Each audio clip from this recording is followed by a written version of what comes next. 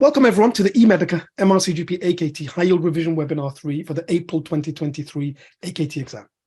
So in terms of the format, we're going to go through 15 exam style questions covering key topics, followed by rapid reviews for some of the things that have, for example, calculations. We'll do worked examples. I'm going to split the session into sort of three parts. So part one, we're going to do 5 interactive questions. I'll give you 55 seconds to look at the question and you'll select your answer.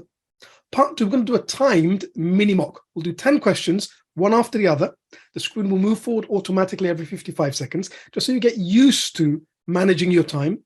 And then we'll go through the answers and explanations and teaching for all 10. And then part three, we're going to talk about revision planning, how to make the most of this important period coming up to the exam. I'm going to go straight into part one.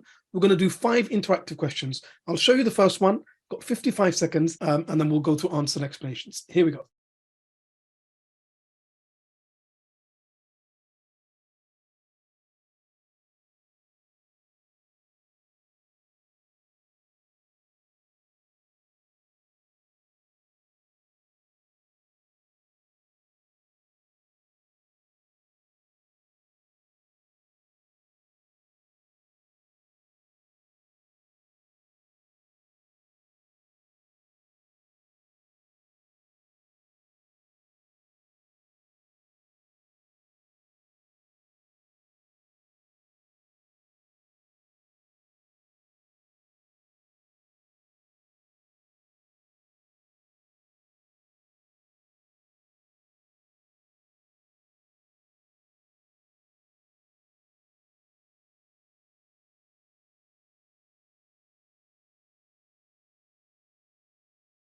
Right, so now the main split is between option A and option C.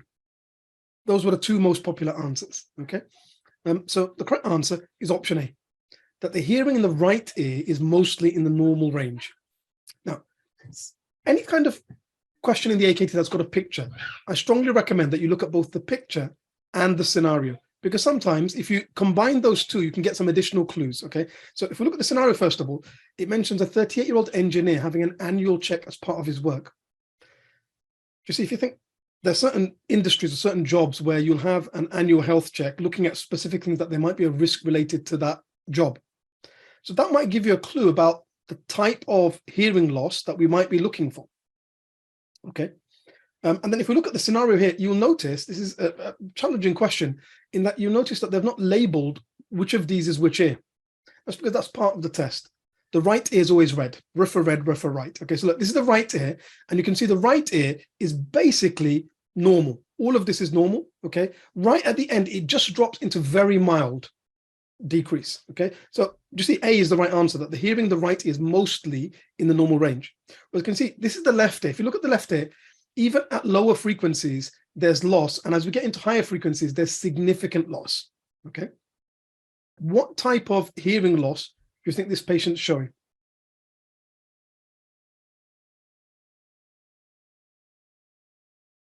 Conductive or sensory neural? Yeah, this is a sensory neural hearing loss affecting the left ear. Certain frequencies have been impacted, okay? Why might someone think this is a conductive loss? See, sometimes people think that this is a gap. In a conductive loss, they'll show both bone conduction, which will be normal with brackets, and air conduction, which will be reduced. And that's the gap. This isn't that gap. This is the difference between 2 different ears. Because in sensory neural hearing loss, typically they don't bother showing the bone conduction because we don't care about it, okay? This is sensory neural. Okay, great. So if we look at the other common answer, as I mentioned, C was the other answer that a lot of people picked. This is consistent with a conductive hearing loss in the left ear. See, if there was a conductive hearing loss, what you'd expect to see is this. Let me show you an example. Okay, so look, this is normal, just into mild loss here at the very high frequencies for the right ear. Look at the left ear. It's mild loss even here, and then significant loss as we move across. Okay, so look, this is what a conductive hearing loss would look like. Bone conduction is in the normal range, and then air conduction is reduced. That's the gap we're talking about. Whereas in a sensory neural hearing loss, they typically don't bother showing the bone conduction. This is what presbyacusis looks like. The hearing loss of old age is typically bilateral, okay? And it tends to be the higher frequencies that get lost. So things to know. Bone conduction is always shown with brackets, either square brackets like this or sometimes triangular brackets like this. Air conduction is always shown one ear with a circle, Remember, air passes through a circle, and one ear will be shown with a cross. And in terms of colors, the standard denotion, the right ear is always red, riffer red, riffer right. Therefore, the other ear is going to be the one that's in blue, okay, if it's in color. So that's what you'd see in a conductive loss. That's what you'd see in a sensory neural hearing loss. This particular one is presbyacusis, okay? This is likely to be a noise-induced hearing loss, all right, which is the second most common type of sensory neural hearing loss, presbyacusis being the most common, okay? Right, question number 2, here we go.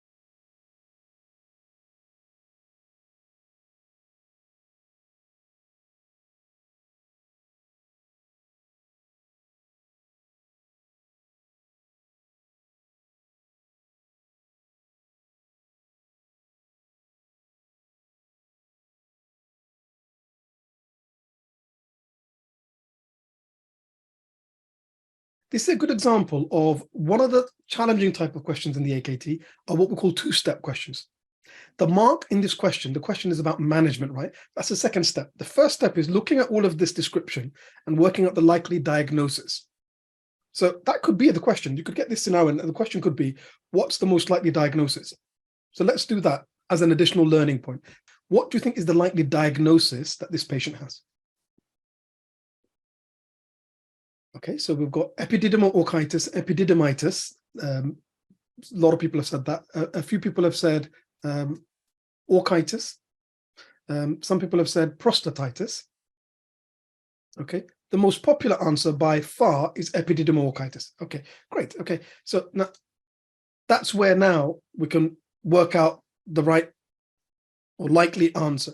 Okay, so the correct answer is D. Okay. And if I look at what people picked, that was actually the most popular answer. So well done. All right. Just under half of you got that right. The two other popular answers were A and B. So why might people have picked A? People might have picked A if they thought that the diagnosis was torsion, because that would need surgical management, right? But that's very unlikely with this presentation, with the fact that the Pren sign is positive, but also the age group and what else has been going on. Okay, the fact that there's mild tenderness. What kind of tenderness is typically described in torsion? It's exquisite tenderness, right? They barely let you touch it, right? And then those that picked this option, what might they have been thinking about? So in terms of epididymal orchitis, you treat based on what you think is the likely causative organism. So you can get it in relation to an STI variant, or you can get it in relation to like a UTI variant. So he recently had a UTI, not been sexually active for a significant amount of time. He's less likely to have the STI variant, do you see? And that's why this is the right answer, okay? So what is Pren sign? So Pren sign is where you elevate the scrotum and thereby elevate the testes. It's positive if that relieves the pain, which is what you see in epididymal orchitis. In torsion, usually the pain will not be relieved. The Pren is negative. It's useful to help differentiate the two, okay? So typically, in terms of presentation, there'll be a gradual onset over a few days. It will be painful. It will be tender. There'll be a palpable swelling. There can be erythema overlying. And then Pren sign is usually positive. So the pain is relieved when you elevate the scrotum, thereby elevating the testes. In terms of management, if they were really unwell, if they had a high fever, tachycardia, really, really unwell, okay, you might even need to admit, okay, in relation to epididymal orchitis. Otherwise, we'd refer to GU clinic or treat in GP. Not everyone wants to go to a GU clinic. Not everyone can get an appointment in a short amount of time. So you treat based on the likely cause. So if you think it's the STI variant, so a common causative organism for that would be gonorrhea. So you might then treat with ceftriaxone, maybe doxycycline, plus or minus azithromycin, because sometimes they might also have chlamydia with it. Whereas if it's more likely to be an enteric organism, i.e. UTI related, they've got a low risk for STI, like this patient, then either ofloxacin or levofloxacin. I'm just going to show you something else that's really important in terms of AKT questions, and that's that you could have the knowledge, you could know the drugs, but technique, reading the options carefully is really important because you could still lose a mark. Look, ofloxacin is a 2-week course, levofloxacin is a 10-day course. If you look at the answer options, so look, this would be if you thought they had torsion and therefore they need surgical management. Yeah, this would be if they were likely to have had an STI as the underlying cause. This, right drug, but single dose, that's the bit that's incorrect. You see, ofloxacin is a 2-week course. It's not a one-off drug. It's not a single dose that you give, okay? This was the correct option. And then this, would again fit more if you thought that they had an STI variant, okay? Let's move on to question number 3.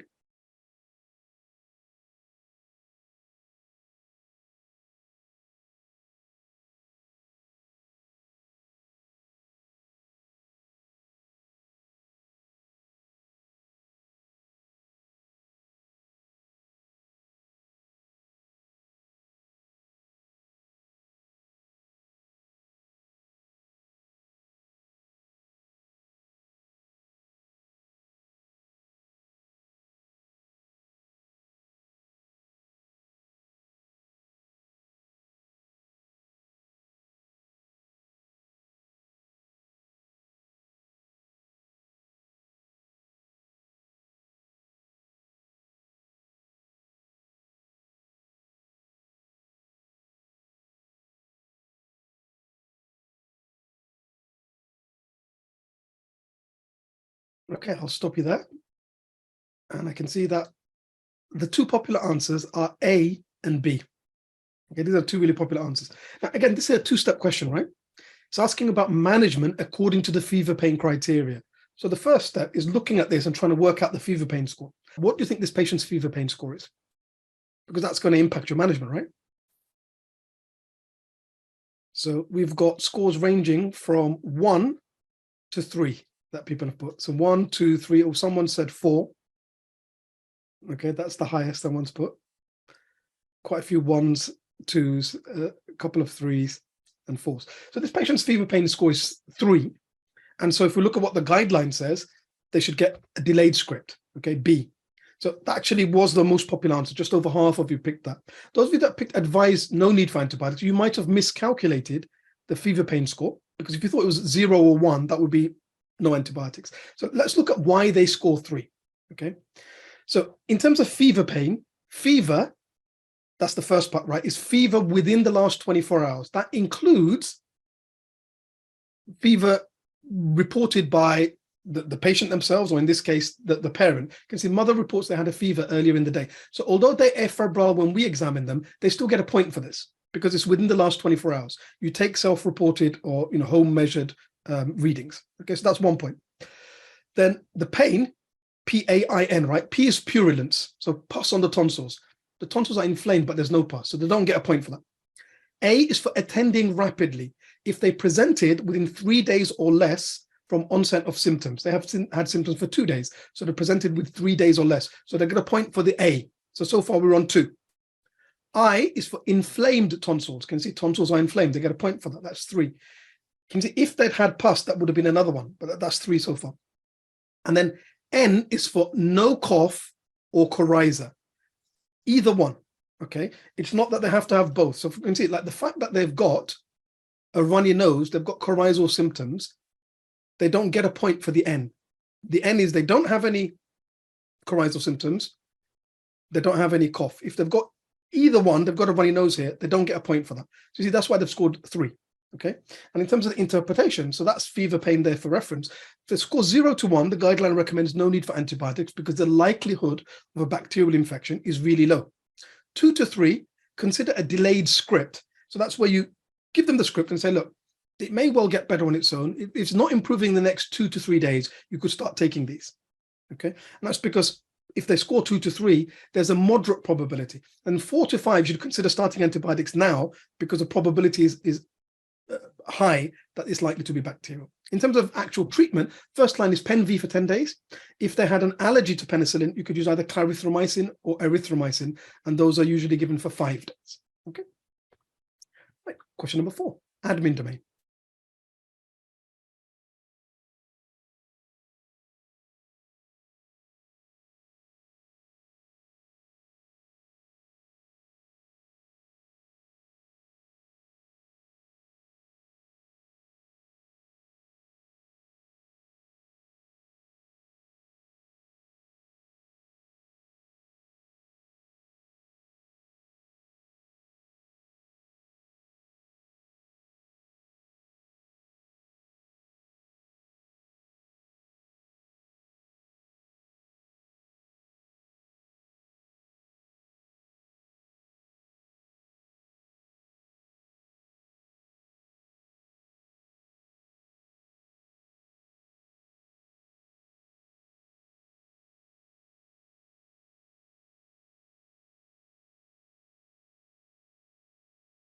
Okay, great. So I'll stop you there. So the two popular answers are C and E. C, the Data Protection Act, and E, the Access to Health Records Act. Okay. The key thing here is that this patient is not trying to get access to their own records. They're trying to get access to their father's records who's passed away, and they're the next of kin. Okay. So the correct answer is E. To access someone else's records who's passed away, and you've got a legitimate interest, you're the next of kin or the executor of the will. In this case, they're both. Then it's the Access to Health Records Act 1990. If someone wanted to access their own information, that's when you would apply under the Data Protection Act 2018. Okay. So those of you that picked C, you might have either just not known, so there's knowledge, knowing the different acts, or you might have missed that he's not trying to access his records, he's trying to access his father's records. Okay. The sort of reading carefully, the exam technique. So in terms of health records, the key bits of legislation, the Data Protection Act 2018, if you want to access your own information, this is what you apply under. The Access to Medical Reports Act 1988 is for companies that want to access information about their employees, usually to do with occupational health related matters. And then if someone wanted to access records of someone else who's passed away and they've got a legitimate interest, so they're the next of kin or the executor of the will, so they've got a legitimate reason, and usually it's where they think there might be negligence, okay, and they want to access it in order to sue the practice, for example, then you apply under the Access to Health Records Act 1990. Right, last one that we're going to do one at a time, and this is one of the new style data interpretation questions. Here we go.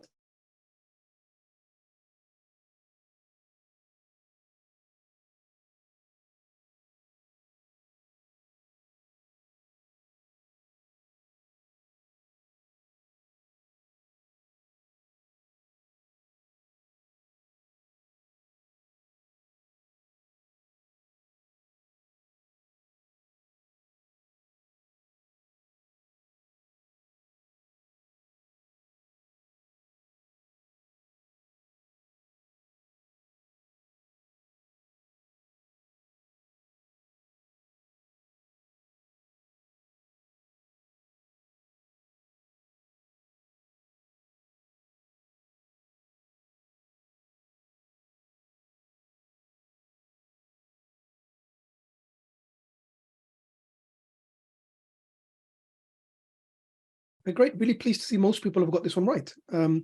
So which area has the worst mortality rate for women under 75?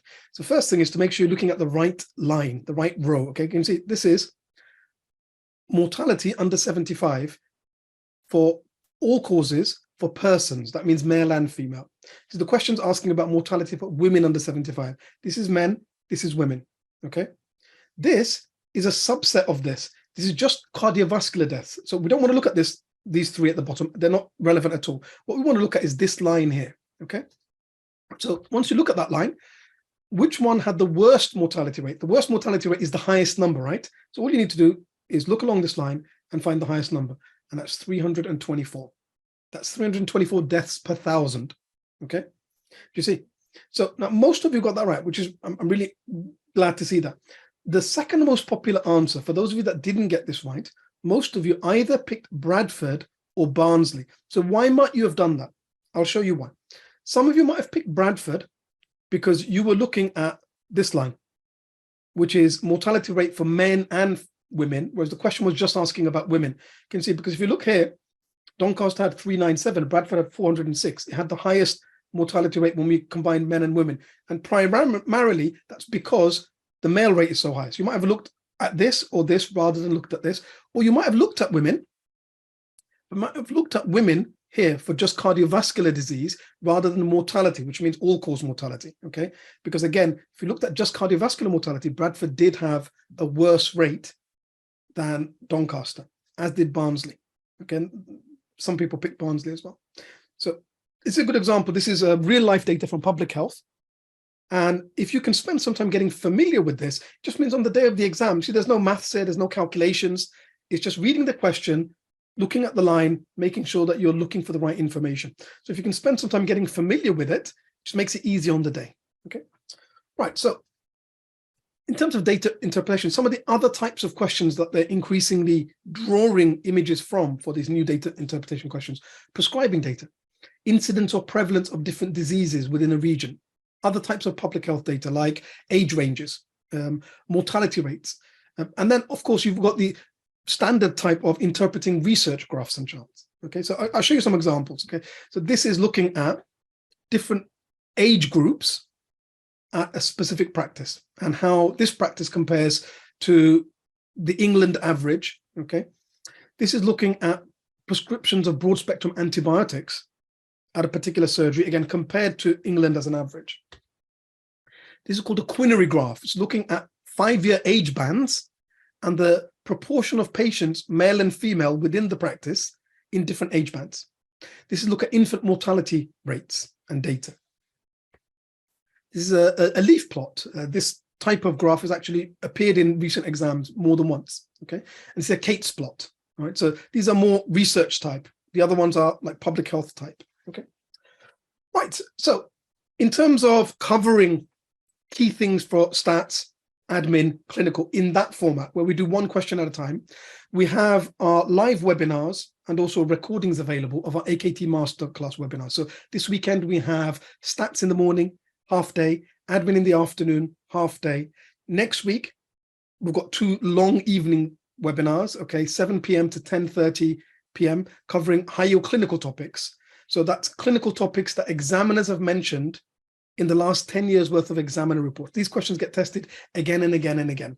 And the way that they work is in each webinar, we'll do 45 questions, like we've just done 5, where you do one at a time like that, to time, and then we'll go through the teaching and the relevant guidance, and you get the course booklet beforehand, so you can sort of start reading up on it, okay? And then you can access the recording for a month afterwards, all right?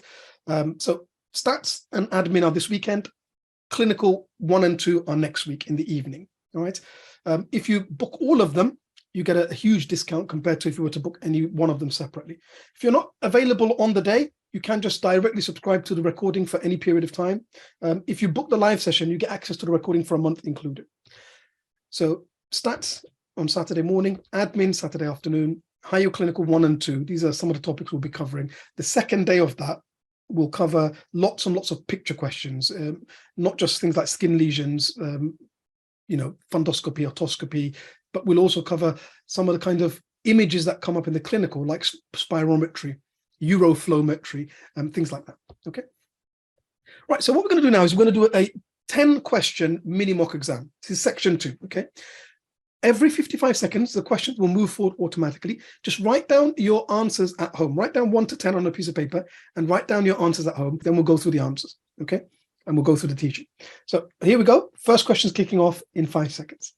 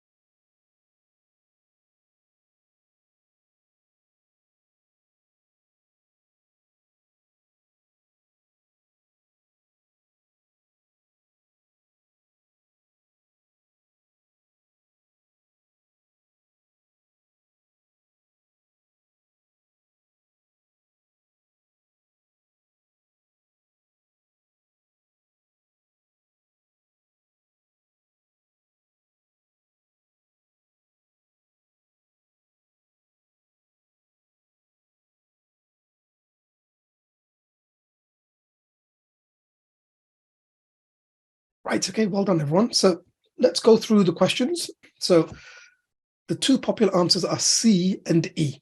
So the key thing is that this patient's on morphine modified release, 120 milligrams BD. This is important. So the current total morphine usage is 240 milligrams in 24 hours. So now if we're going to change them to diamorphine via syringe driver, the conversion factor is 3:1. So 240 divided by 3 to put 80 milligrams of diamorphine into that syringe driver over a 24-hour period. Okay, so common mistakes. Why might people have picked this? They might not have known the conversion ratio, or they might be converting instead of morphine orally to diamorphine by injection. They might be thinking about morphine by injection, which is 2:1, i.e. it'd be 120 milligrams of morphine over 24 hours if it was by injection, okay? The other mistake is that sometimes people do 120 divided by 3 and they pick, and that was the next most popular answer was 40, is that you missed the fact that it's twice daily. Do you see just that one small thing, those two letters, right? If you thought, oh, 120, the right conversion, 120 divided by 3 is 40, but they're not 120, they're on 240 because they're on 120 twice daily. Do you see? Easy to miss, okay? So in terms of conversion, for diamorphine, it's 3:1. You just divide by 3. Take the total oral intake, divide it by 3, okay? If it was morphine, then it's divided by 2. So if we look at when do we often use syringe drivers, particularly useful in palliative care for people that are in the end of life part of their care, where sometimes they might not be able to take oral things.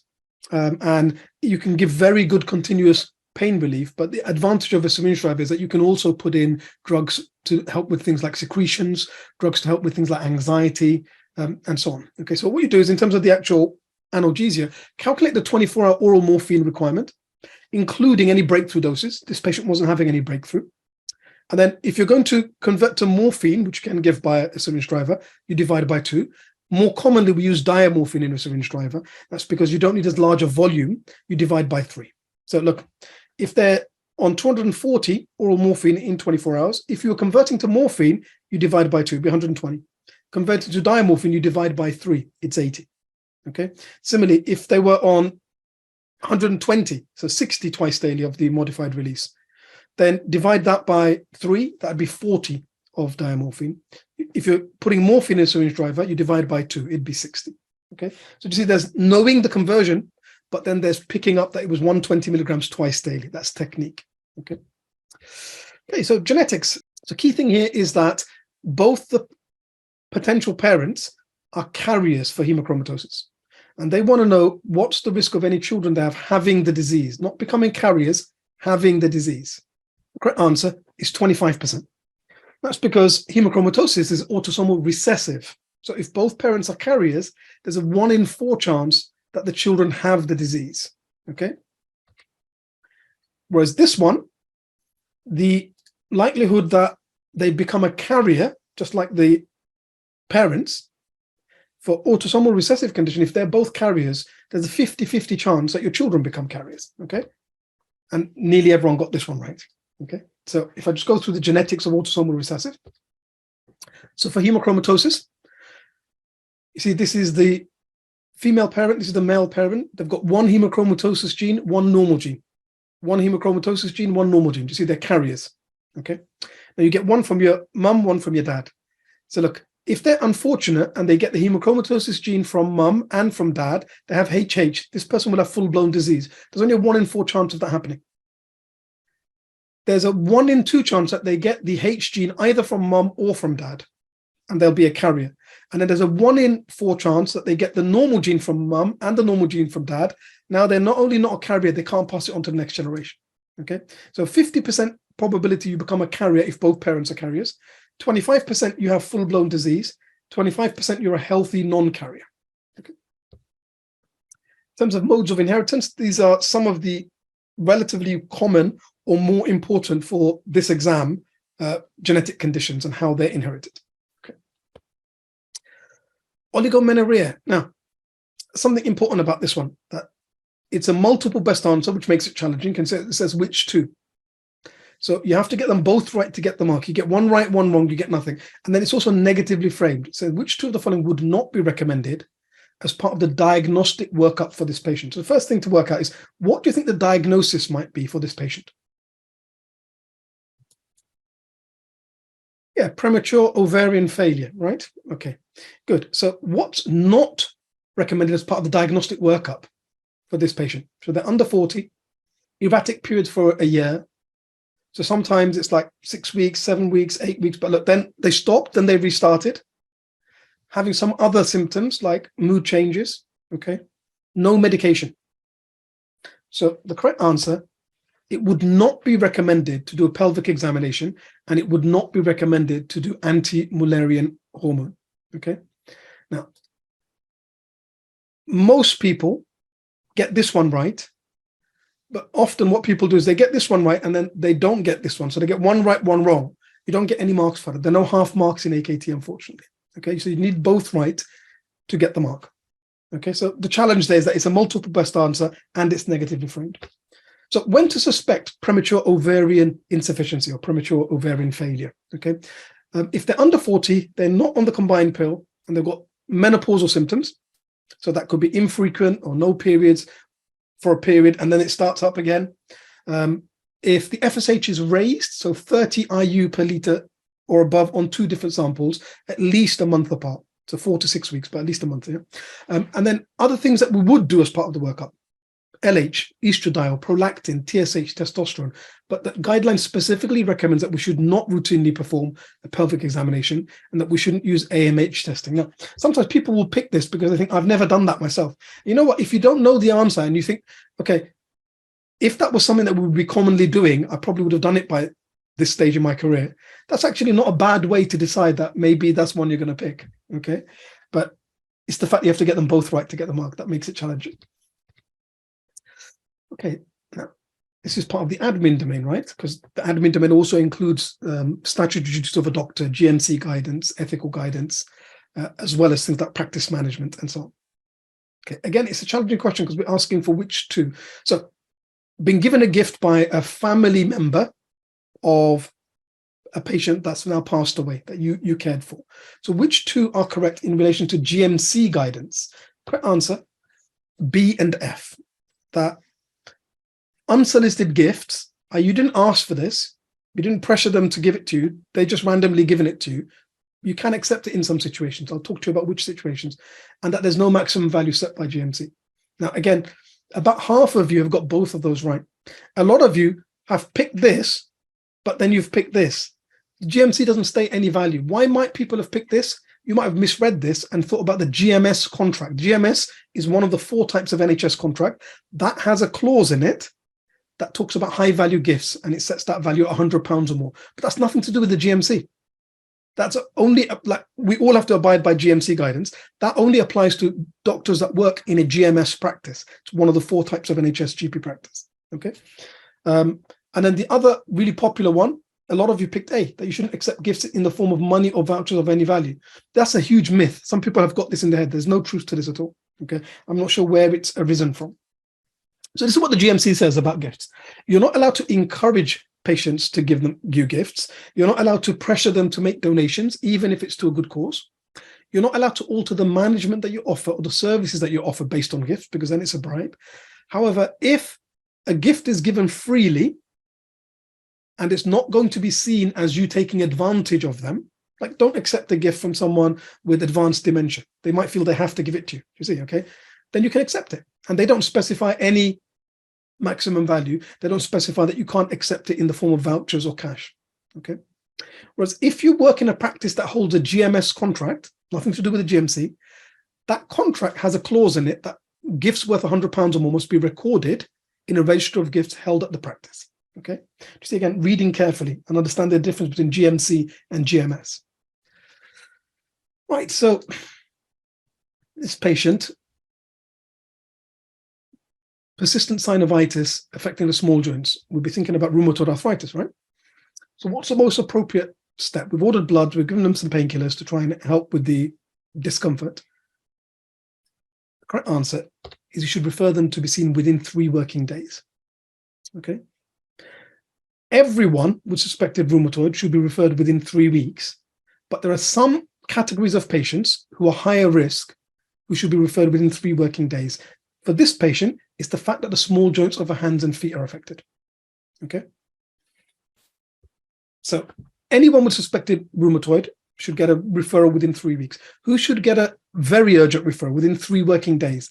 Small joints of the hands or feet are affected, multiple joints affected, or they've already had symptoms for 3 months or more, because that suggests they've already got some degree of disease progression. You shouldn't delay the referral because you're waiting for blood tests to come back, okay? Because that's going to allow disease to progress further, all right? Right, alcohol intake. So about 2/3 of you have got this right. You've picked D, 27 units. Well done. So 2 ways that you can take an alcohol history. One is if you just know how many units are in common types of drink, then you can sort of just count it up, if you like. The other way is to use the formula.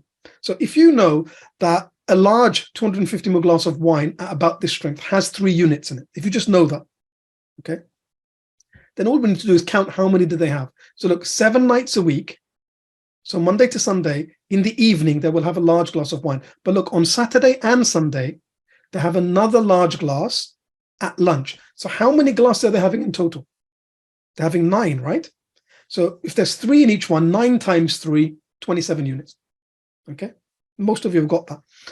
Why might some of you have picked 21? Because you might have just seen this 7 and not read carefully that on Saturday and Sunday they have another large glass at lunchtime.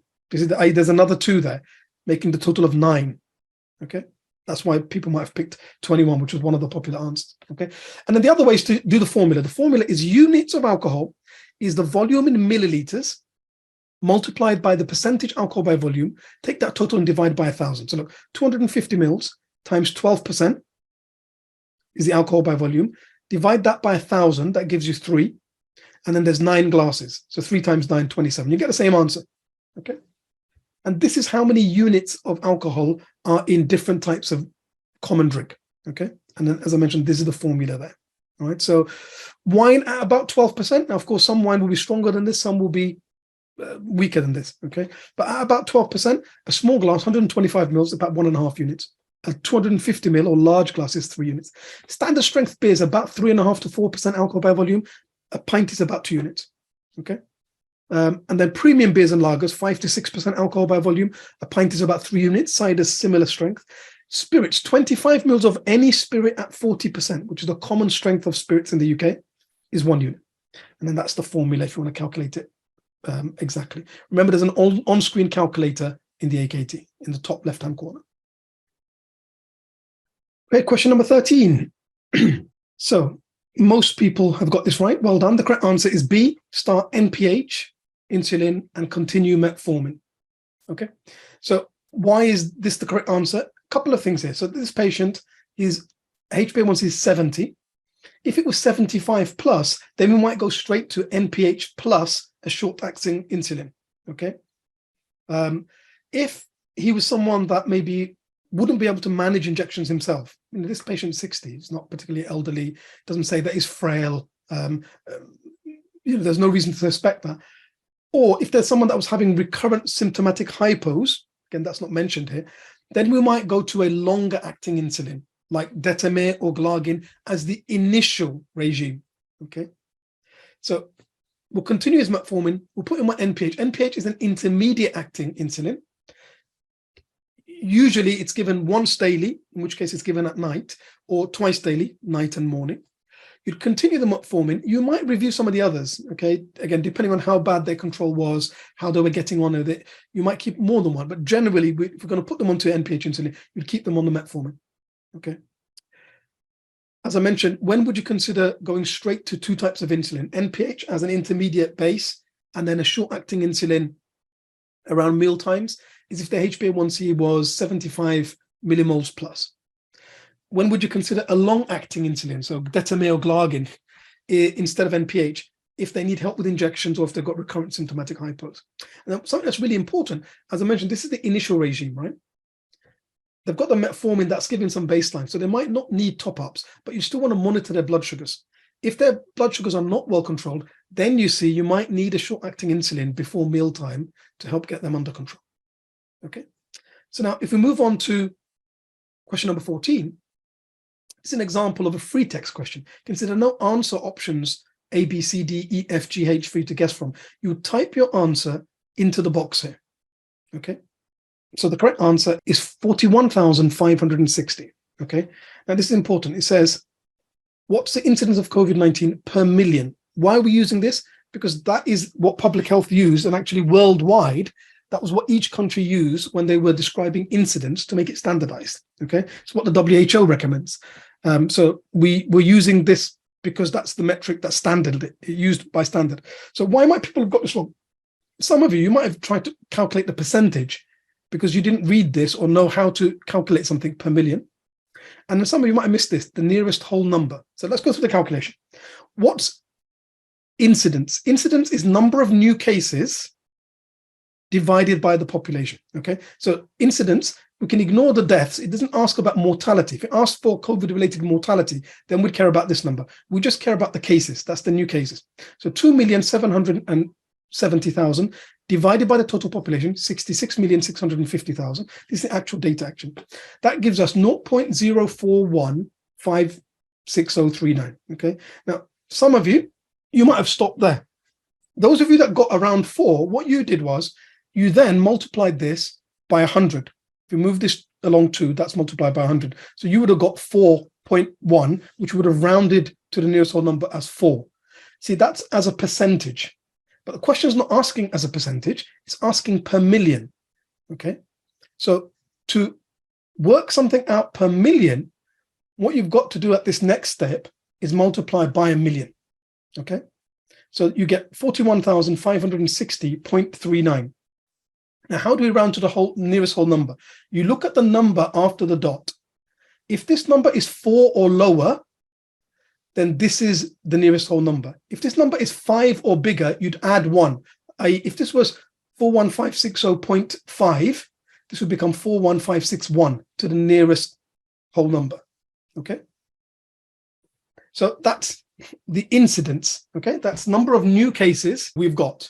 Okay, so it's the rate of new cases of a disease. You can either report it as a percentage or as a proportion of the population. Both are used in different contexts. And usually we look at it over a specific time period, like this was looked at over 1 year, right? Okay, so 1% per year, or what does 1% per year mean? It means 1 in 100 per year. Or for some things, we might do it per 100,000. Like if something's not very common, you can see if you did it as a percentage, 2 per 100,000, people can understand that. That's 0.002%. That's very difficult for people to comprehend. So the actual calculation is number of new cases divided by the population. And then if you want to turn it into a percentage, remember percent just means per 100. You're always turning it into per something at the end. If it's per 100, that's what percent means, you multiply by 100. If it's per 1,000, you'd multiply by 1,000. If it's per 100,000, you multiply by 100,000. In this case, it was per million. So we multiply by a million in this last step. Okay, so the correct answer, 41,560. If you put anything else, if you put 41,560.39, you would not get the mark. Why? Because a question asked to the nearest whole number. That's not a whole number, is it? See, reading carefully, really, really important. Okay. Back pain, last one. So, okay, great. So the main thing about this that brings challenge is that it's negatively framed. What's the least suitable analgesic regime to prescribe? Given the background that they're on diazepam, the correct answer is codeine phosphate. That if you were going to give them codeine, what's the risk if someone's on diazepam and then you add in an opioid like codeine? Yeah, it could cause respiratory depression, couldn't it? Okay, so in terms of safe prescribing, there are often questions in the AKT looking at MHRA alerts about different medications. So one of the recent ones highlighted that we should avoid prescribing opioids on anyone who's already on benzodiazepines, and that's because there's a risk that when those two combine, that they can get respiratory depression, and if it's significant enough, that could even lead to death. Okay, if it's absolutely necessary, you give the absolute lowest dose for the shortest duration, and you'd want to follow them up. Okay, right. So add up your score, you get a total out of 15. I'll tell you how to interpret that, and then we're going to talk about revision planning, and then I'll mention about what else is happening in the next couple of weeks to help you prepare for your AKT. Great. So anybody that scored 11 or more, that would be a pass in any sitting. And obviously, we've only done 15 questions. In the real exam, you're going to do 200, okay? If you scored 10, that would be borderline. It would be just below the pass mark in some sittings, just above the pass mark in some sittings. 9 or less, don't worry. If you were sitting the exam tomorrow, you wouldn't be ready. But you're not sitting the exam tomorrow, are you? Okay? We've actually got nearly 7 weeks to the exam now, haven't we? All right? That's plenty of time to work on consolidating your knowledge, to, cover any gaps in your curriculum, to work on exam technique by doing some mocks, to cover and revise, any topics that you haven't covered already. Most of you won't have covered a lot of things at this stage. You've still got plenty of time. That's why we're holding this now. We're not holding this a week before the exam, okay? The other thing is that, I've talked about 15 topics today. So I'm going to deliberately talk about things that I know people struggle with across all 3 domains, based on, what we know from previous examiners' reports, okay? So in terms of revision planning, the last 6-7 weeks, you should have covered a good chunk of the curriculum at this stage. I don't expect anyone to have finished covering the whole curriculum this early before the exam, but you should have covered a good chunk, okay? What you want to do is systematically cover any other gaps and any weaker areas. And then last couple of weeks before the exam, by this stage, you've covered all the key stats topics, you've covered all the key admin topics, you've covered all the key high yield clinical topics. That's when you want to go over those so that you're not learning them, you're revising them. You're learning them now. But the last couple of weeks, you want to revise these topics, okay? The last 30 days before the exam, I'll post a video each day in the GP training support group with a high yield question, an explanation, and a rapid review. Do those without even realizing. 5 minutes a day, that's all it'll take you. You will have covered 30 topics, okay? And then you want to work on exam technique. So you want to do that by continue to practice online questions, and by the last few weeks before the exam, doing a timed full mock exam each week, okay?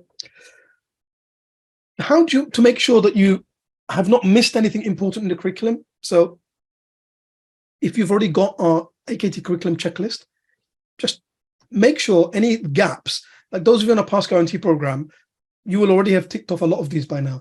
You'll see that we're going to cover the rest by the time we get there. Those that aren't on the program, you might have been doing your own study. You can download it. We'll send you an email with the post-course links.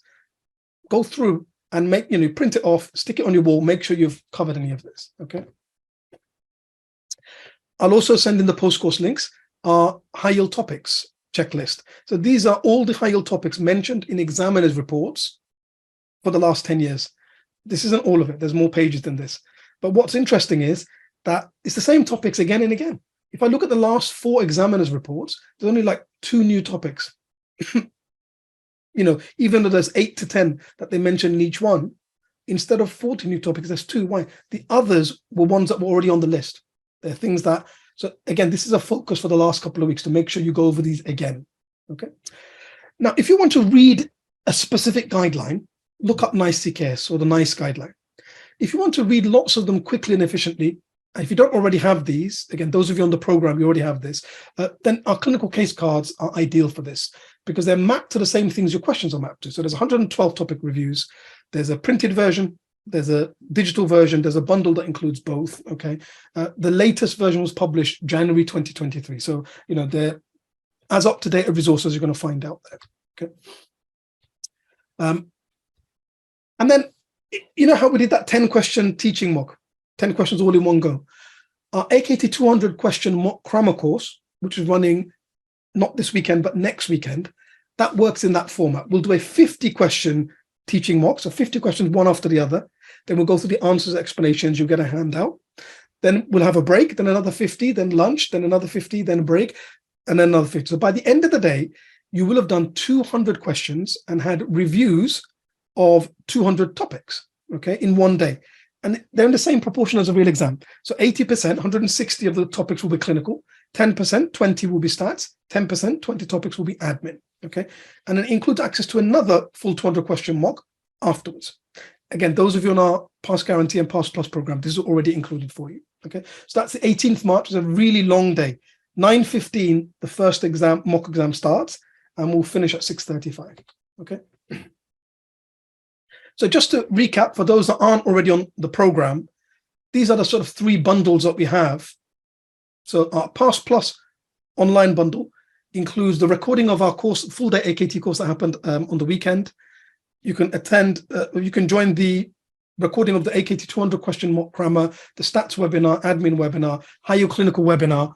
It includes our full online revision question bank with 2,200 plus questions, plus 3 full mocks, about 100 hours of learning. Our booster bundle is the stats and admin webinar this weekend coming, next week's High Yield clinical webinars, 2 evenings, the following weekend's AKT 200 question mock grammar, and full mock B. Okay, so that's 25 hours of learning. And then our masterclass bundle is the 4 webinars, stats and admin this weekend, High Yield clinical 1 and 2. That doesn't include access to any of the mocks. Okay, so all of them, compared to if you were to just book stats or just book admin or just book, you get significant savings. So someone will post the links to those. Right. Okay, so really, I want to leave you with this. We've got 6 and a bit weeks, about 7 weeks to the exam now, haven't we? Okay. And it's really, really important, as Muhammad Ali said, don't count the days, make the days count. 6, 7 weeks is a long amount of time if you make use of every day. If you are efficient in your learning, if you're, covering the right topics, if you focus on making sure you're covering things in the curriculum, not wasting time covering things that aren't going to come in the exam. If you make sure when it comes to revising topics again, you focus on the high yield things, that you recap your stats, you recap your admin, then, and the other thing is that not to let any single day go to waste. If you make sacrifices now, every day, make sure you're doing some reading, you're doing some questions, you're revising some topics, you're going over some guidelines, okay? You're making time to revise some of the notes that you've already made. If you make every day count between now and the exam, come the exam, you'll go in confident, you'll be prepared, and come the results, I'll get an email just to let you know I've smashed my AKT, okay? So it's really, really important that you just keep up your hard work. I know how hard you've already been working, but this next few weeks, but especially when you get into the last month before the exam, that's the most critical period where it's going to all start coming together. And this is where you've got to really absolutely make sure that, you make the most of every single day, make every day count, prepare, and you will succeed.